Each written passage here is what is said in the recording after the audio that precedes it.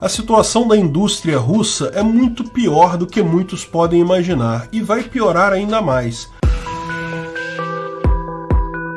Esse é o Visão Libertária, sua fonte de informações descentralizadas e distribuídas. A fábrica russa Autovaz, que é a atual dona da marca Lada, lançou recentemente uma nova versão do carro que já fez tanto sucesso na Rússia. A versão Classic lançada é similar à anterior, mas não possui ABS, airbags, vidro elétrico, GPS e outras tantas coisas. O padrão ambiental também será reduzido, com um motor consumindo mais combustível e gerando menos potência que o modelo anterior. E tudo isso por um preço apenas 27% mais caro que o modelo anterior. Os projetistas da Lada ficaram satisfeitos. Vamos te vender um carro muito mais básico que o modelo anterior, muito mais caro, mas pelo menos temos alguma coisa para vender. Porque o fato é que as outras fabricantes estão em situação ainda pior. O mercado russo de carros novos despencou 83%, com um aumento exorbitante de preços da maior parte dos modelos,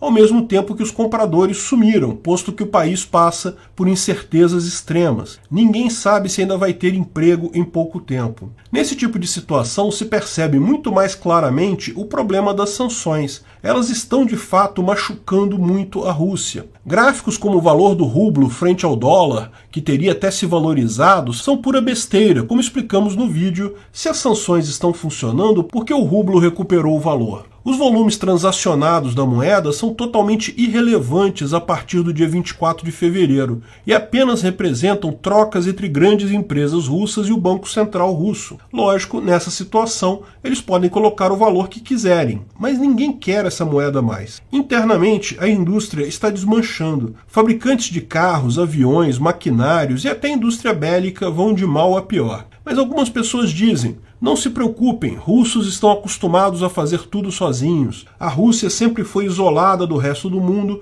e sempre se deu bem. Bom, o fato não é bem esse não. A Rússia, quando era a cabeça da União Soviética, já se vangloriou de ser extremamente autossuficiente, capaz de produzir tudo, de commodities minerais até foguetes para irem ao espaço, de brinquedos para crianças até automóveis para adultos. Tudo era feito na Rússia usando peças soviéticas, equipamento soviético, mão de obra soviética. Ok, era feito de forma extremamente ineficiente, o que significa que carros sempre eram difíceis de comprar e ao mesmo tempo de baixa qualidade, cheio de problemas, mas na maior parte das vezes funcionavam, e pelo menos eram 100% russos. E da mesma forma que os carros, muitos produtos eram assim criados na Rússia, feitos desde o minério de ferro por ali. Você pode acreditar o problema da má qualidade e custo mais alto devido à questão do planejamento central. O Estado soviético tentava gerenciar toda a economia. E como sabemos desde 1921,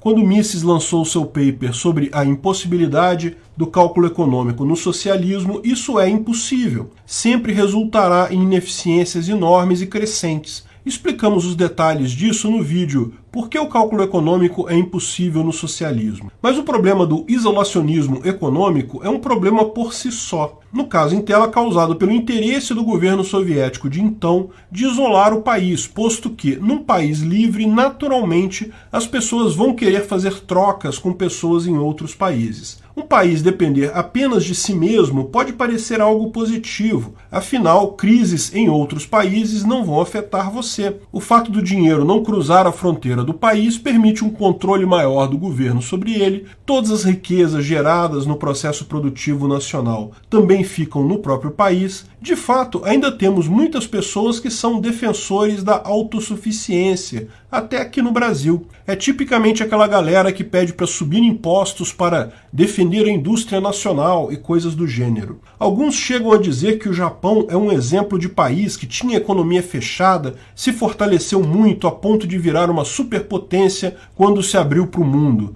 o que é uma história da carochinha, mais falsa que a do lobo mau. Sim, o Japão sempre foi um país muito fechado, dependendo do ponto de vista, é fechado até hoje. Mas não foi isso que o fortaleceu. Ao contrário, isso só o levou a uma derrota humilhante na Segunda Grande Guerra. Foi a ajuda americana e a abertura para o comércio mundial, abertura forçada pelo acordo com os americanos, que fez maravilhas pelo país. E o motivo pelo qual um país se fechar em si mesmo é algo ruim é fácil de explicar, é bem lógico. É porque ele abre mão dos ganhos na especialização do trabalho. Desde que o mundo é mundo, humanos sabem do ganho que é a especialização do trabalho. Se você tivesse que fazer toda a sua comida, sua vida seria um inferno, você passaria praticamente o dia inteiro fazendo apenas a sua comida. Supondo que você colheu o trigo e armazenou num silo, você teria que acordar cedo para fazer o seu pão, moer o café, ordenhar as vacas, fazer manteiga e leite.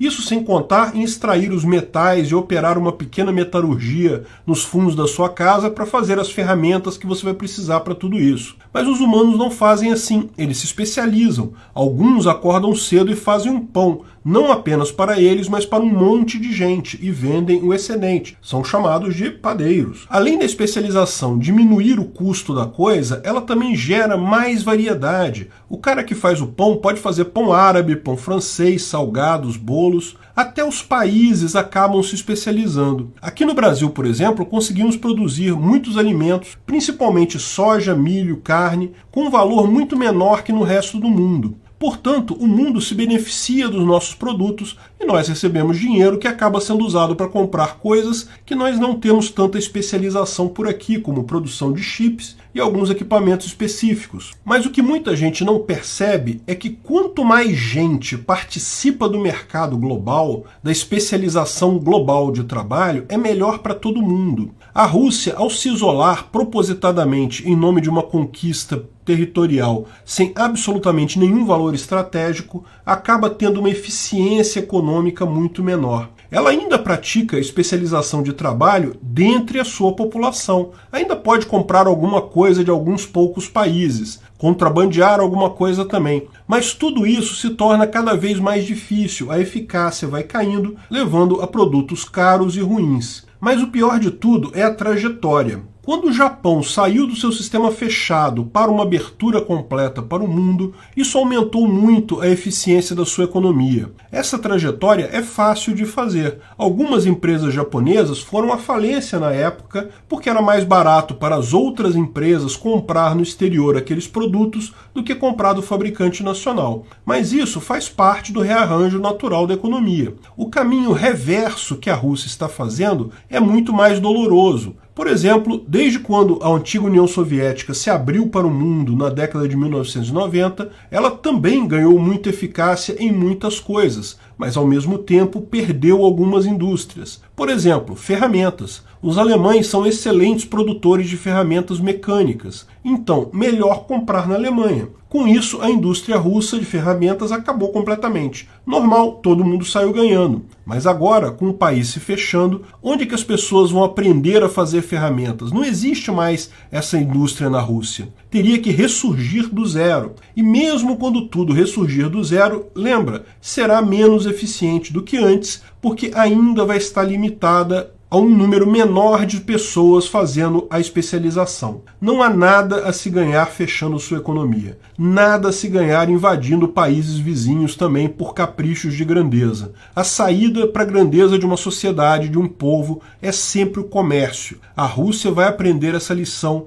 do jeito mais triste possível. Mesmo que ganhe militarmente a guerra na Ucrânia, o que me parece cada vez mais difícil de acontecer, a Rússia será inevitavelmente a grande derrotada. Obrigado pela audiência.